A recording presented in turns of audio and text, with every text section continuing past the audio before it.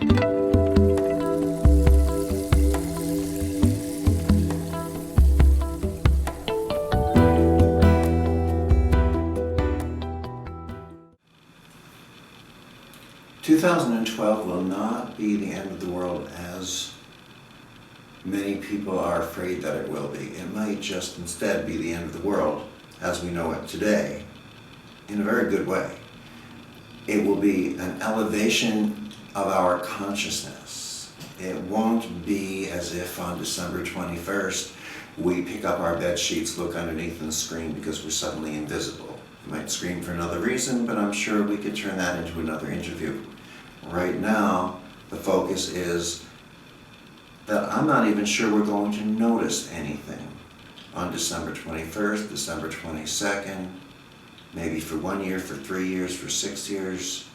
But a dozen years or so later, we will look back and say, look at this shift in human consciousness. Look at this change in our awareness. And as we become more aware, we bring into creation, we bring into existence what our awareness recognizes. In other words, we become more multidimensional beings. And since we go where our attention is, we don't just become more multidimensionally aware, we exist more multidimensionally. The reconnective healing frequencies take us beyond energy, beyond the subsets of energy such as Reiki, Jurei, Jin, Qigong, etc. Takes us beyond the entirety of energy and into a spectrum of energy, light, and information. Aspects of light and information that have not been seen here on the planet before. 5 studies so far, with the 6th international study being planned, have shown that the reconnective healing frequencies raise the level of our light and make it more coherent. They bring us into what a number of the scientists call a super aware state of consciousness. They increase the number of spindle frequencies occurring in the brain. What happens is that the DNA in each of our cells emits specific levels of light. We know this today from the work of Dr. Fritz Popp in Germany and others who are continuing his work. It is generally understood that when our health is diminishing, that light is dimming. When our health is coming back up, that light is coming back up. And light plays a very important role in the healing process. So maybe this new, expanded, more coherent level of light is a part of the gift of what 2012 is opening us up to. What it does is that it allows our light to rise to a higher vibration. Now, how does that happen? It happens through a concept called entrainment.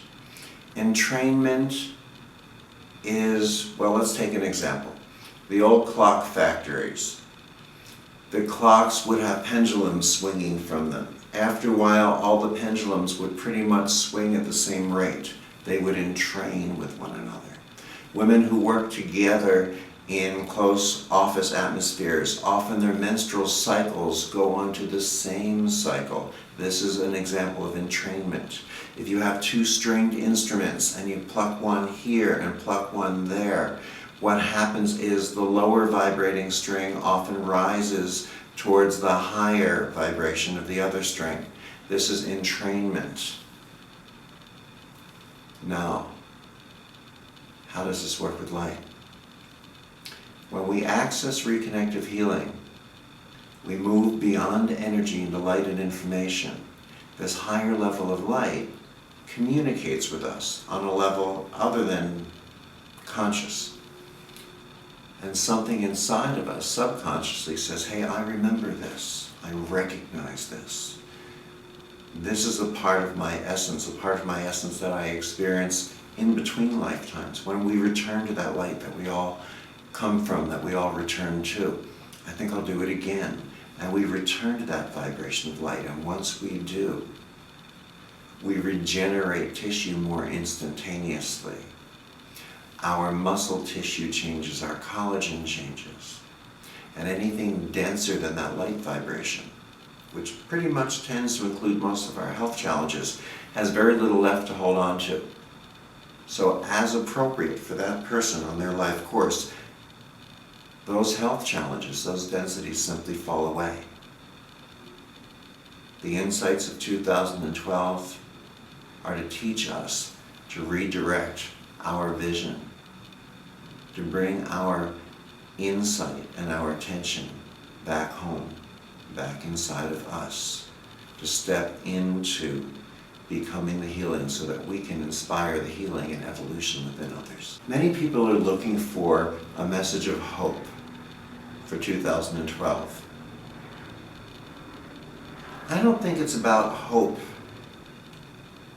as much as it is simply about recognizing that we are evolving into more aware, more multidimensional, more comprehensive beings.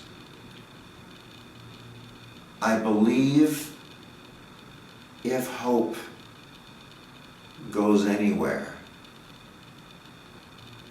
my hope for 2012 is that we learn to recognize, to stop looking for what makes each and every one of us different, individual, and unique, but that we learn to look for what makes each and every one of us the same.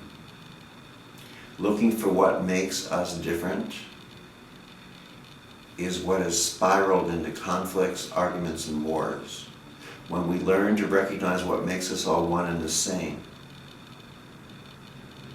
that when one child cries in one part of the planet, 100 children weep in another, that when one child laughs, 1,000 children laugh, that we are that connected. As soon as we recognize that, we will become more fully one community on this planet. And as far as I'm concerned, that's the next step into becoming more fully one community in the universe.